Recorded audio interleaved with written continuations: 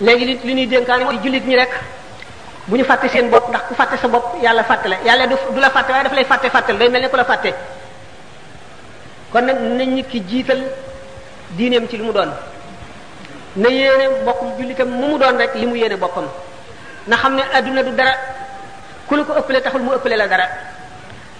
ngëneel yawmal xiyaam lay feeñ, te bu boobaa amul luy jëriñ jaam bi illa man atallaha bi qalbin salimin, xol bi qalbin salimin, xol bu mucc rek bu saxal tawxid mooy jëriñ keroog doomu aadama. jëf ju rafet rek ak ngëm moom la jaam di rawee moroom keroog. nee ñu tayeel jarul ñàkk, bànneex jarul gàcce, adduna jarul àllaaxira. ñett ñooñi ku ci jëne lenn ci ñett yooyu rek da nga toog ba rëcc ko. yàlla ku ko jaamuwul ak lu mën a tee nga jaamu ko da nga toog ba xam ne moom rek ay buur, te da nga rëcc loola le te loola taxawoon jaamu woo ko ngay gën a bañ ci adduna.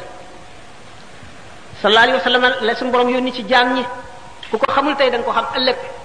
l'islam mooy diine ji yàlla nangu, inna diina inda allahi l'islam. nee na wa man yabtaxi gayra l'islami diinan falan yuqbala minhu, ku sàkku jeneen diine ju dul l'islam duñ ko nangu mukk yawmal qiyaama. te nee na gaa ñi nga xam ne jàdd nañu yoon wa ba tooñ, bu ëllëgee lu fees suuf si ci wuru sa xaalis ñu bëgg koo jotee seen bopp ni ma ko waxee woon sànq, suñu borom du ko nangu de. mil al-ard zahaban du ko nangu. te bu keroogee da nga bëggoon ñu fab sa ndey ak sa baay ak sa doom ak say xarit ak sa najaay ak sa baay tax ak sa mbokk yépp ak ñi ci adduna ñëpp ñu sànni leen ca mbugal ma te nga mucc. bi doon donte da ngay toog benn jamono ak heure boo xam ne bii doo lakk te ñoom ñu ne ci safara wi sax doo ko gëmee.